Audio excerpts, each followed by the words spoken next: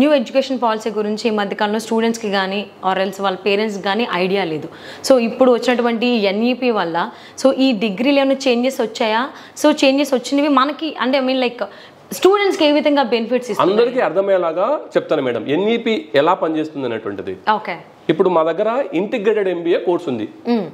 BBA 3 సంవత్సరాల్లో student exit అవ్వచ్చు.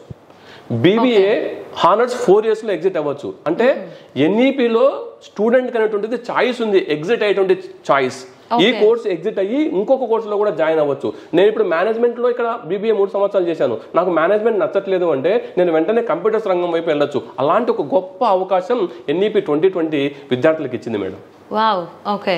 So అది మనం ఎప్పుడైతే జాయిన్ అవుతామో అప్పుడే చూస్ చేసుకోవాలా? 3 years ఆర్ ఎల్స్ 4 years? అలా ఏం లేదు మేడం. విద్యార్థి యొక్క ఇంట్రెస్ట్ ఎప్పుడు అతను ఎగ్జిట్ కావాలి అనుకుంటే అప్పుడే అతను ఆ రంగం వైపు వెళ్ళేటువంటి గొప్ప అవకాశం ఎన్ఈపిలో ఉంది మేడం.